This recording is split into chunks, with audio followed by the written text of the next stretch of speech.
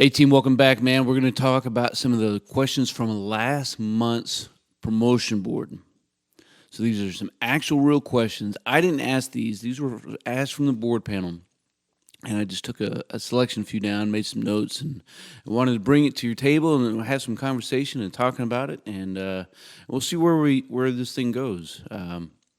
These were all situational questions. I'm not even going to give you the actual topic. I just wrote down the questions. So let's get into this, right? Now shut up and let's start talking. So a soldier says that they're losing their faith and questioning what they believe. What are your actions?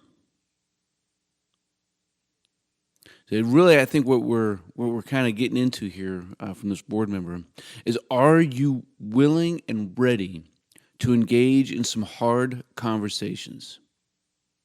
Out here in the civilian world, we say and we think that politics, religion, and relationships are sometimes the things that we don't talk about, right? Especially politics and religion. Certainly talk about relationships, just not very seriously. So are you ready to engage?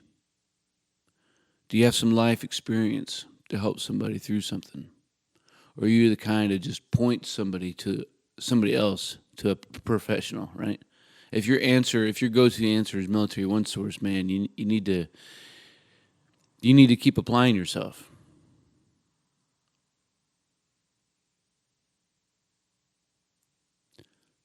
Are you willing to have some conversations with somebody whose faith may be different than your own? As a leader, we can't proselytize, right? We have to be there and ready for people and meet them where they are at. And truth be told, man, life happens. And if you could do a poll in your organization, you would probably find that there are 20%, man. 20% are having a really deep, hard time that's going to come back and connect to their spirituality.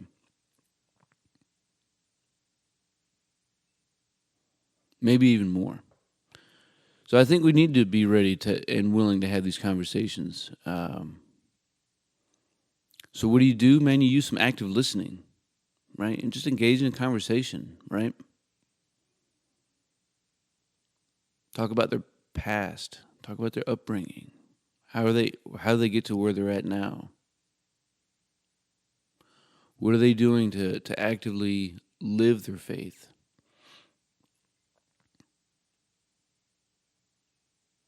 Who are some of their mentors when it comes to their mental health and spiritual health?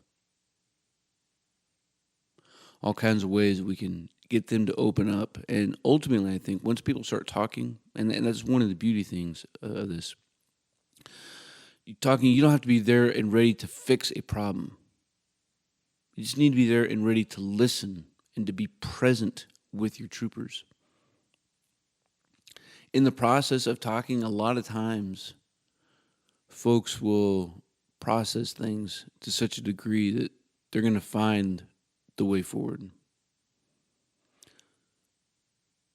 You're preparing for the field. How are you to help your male and female soldiers for the field? Speaking about things like maybe some hygiene, sleeping quarters, all this types of good stuff, right? What do you do? So all kinds of ways that you could get into this. And I think what I would look for in an answer is somebody start talking about, conducting pre-combat checks, right? Are we inspecting a packing list that we provided to somebody? Or are we just simply telling somebody to bring their stuff? Right? That would be the wrong answer, right? I mean, come on. We have to tell somebody what to bring, and then we have to go inspect, because you can expect what you inspect. When it comes to things like hygiene, again, regardless of whether you're a male or female, if you're dealing with somebody who's of the opposite gender of you, you need to be prepared to have some conversations about hygiene, right? If you're a male soldier, you need to be willing and able to have a conversation about menstrual cycles. If you're a female leader, you need to be willing and able to start having conversations about male hygiene. Some dudes, we'll call them halves, they're uncircumcised, right? Their hygiene requirements may be a little bit different than mine. So you need to be able to have some of these conversations. Like, they're not dirty, they're not nasty, they're not unprofessional. We're talking about taking care of those who are in our charge. So if a soldier says, hey, oh, gotcha, Sergeant. So you had those conversations and you told him what to bring. What are you going to tell him to bring?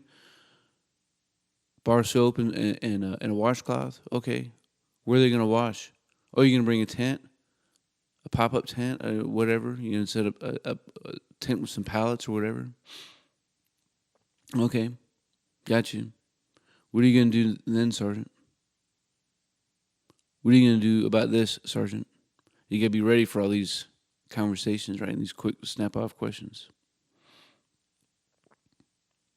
The soldier's going to say, well, man, there's barracks right down the road. Can't we go take a shower? What are your actions? What's your response?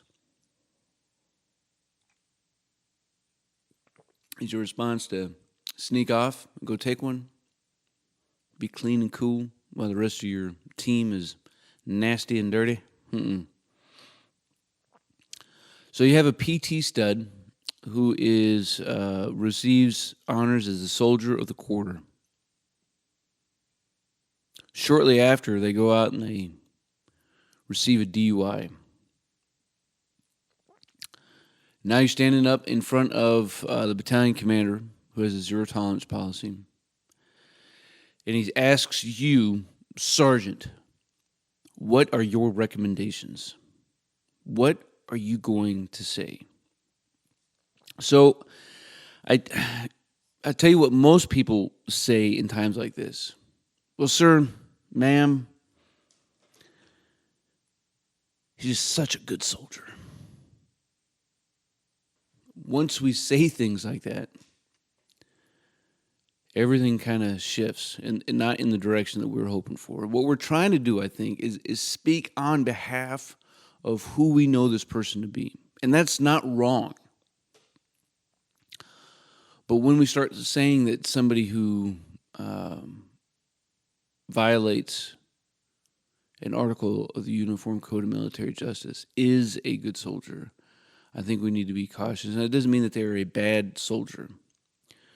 But when we say things like they are a good soldier, it can come across as though we are defending what they did. Receiving a DUI is unacceptable.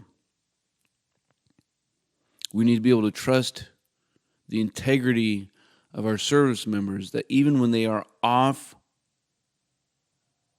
duty, after normal working hours, that they're living the value of duty and are doing the right thing all of the time.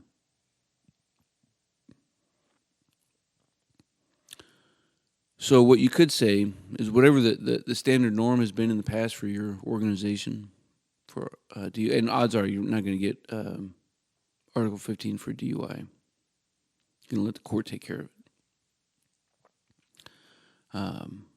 But whatever the norm is, just go for the norm, and then you can recommend to suspend based off of their mitigating circumstance or extenuating circumstance of having been a stellar performer. And that way, once you put a suspension on somebody, once somebody messes up again, it got you. And we'll roll back the punishment, and we'll see you. You're preparing to render honors for the flag detail. How will you plan and prepare for this task? So every post at building number what? Do we know? Do you know what building number your flag is flown at on every single post? If you do, leave a comment down below. I'm not going to tell you in this one. So in every post is going to have a detail that's going to be spread out throughout all the brigades. And then the brigades are going to, charge it down to the battalions. Battalions are going to charge it down to a company. And you're going to put together your detail. And for probably a month, you're going to go raise and lower our nation's flag. What an honor. What an honor. So, how are you going to prepare for this? Because odds are when you get told, maybe a month or two in advance that beginning of the next quarter it's going to be your turn, nobody ever may say anything again until a day prior. So what are you going to do? What you should do, I think, is maybe you yourself, without your troopers, as the NCOIC, go to the flagpole and watch the morning and the evening colors. Render your honors right there near the flagpole. Talk to the NCOIC. Get their battle rhythm. Is a cannon being fired? Right, so now we have some other stuff. How are the soldiers getting there? What are they doing immediately after? How much time do you feel that you need to be able to rehearse with your soldiers? Not even there, right? You can rehearse folding a flag back at your company facility and then do some on-the-spot training. Train and certify your soldiers, right? And I think in something like this, you could spit this the training model out, and I'm going to give you a go.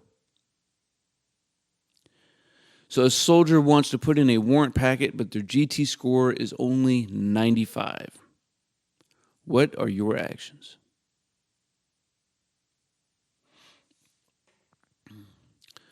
So obviously, I think for every warrant, the GT score probably has to be a 110. So you need to get them into a GT improvement score.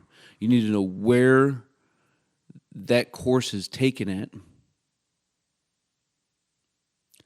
and take your soldier down to your education center. Well, I just told you where it's taken at, right? Take them down to the education center. Get the timeline for the BSEP. And most of the time, they'll have two different classes. One is maybe like an all-day program that may only take a week or two, and then the other one may be a half-day program that may take twice as much time. And then put in your paperwork and submit it to your company. It's nothing that gets routed through your S3. It's just between the command team, your education center, and that soldier. It's kind of a handshake. And get them enrolled and get them to take that test. I mean, that'd be step number one. Step number two would be to look at the rest of the requirements that the soldier's going to need. And just be an honest broker. Like, can this dude be a warrant? Like, do they have the aptitude to do what they think that they want to do? Or are they just chasing some money?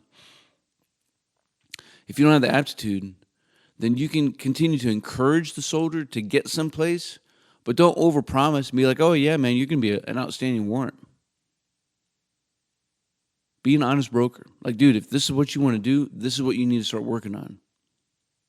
Get back into college and start taking some courses that are towards this direction.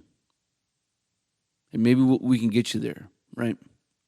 Let's get you some experience. Man, you're not even an NCO yet. You know you're going to have a couple of NCOERs. So to get the best ones that you can, in order to get the best recommendations that you can get, you need to take on some additional duties. You need to start going over and above what you've been doing in the past.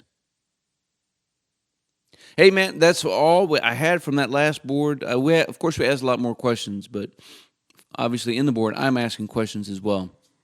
And only had the opportunity to write down, 4 or 5 questions, whatever it was. But leave some comments down below.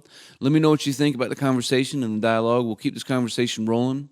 If you think that somebody else in your organization could benefit from joining in on this conversation, then click the share button and shout it out with some of your battles so that we can keep growing the community and making this a better, more authentic learning environment for us to be able to continue to master our craft and develop our tactical virtue. Again, man, leave some comments down below, right, wrong, or indifferent, and we'll do just that. And until then, man, you stay out there, you keep grinding, and you stay stoked.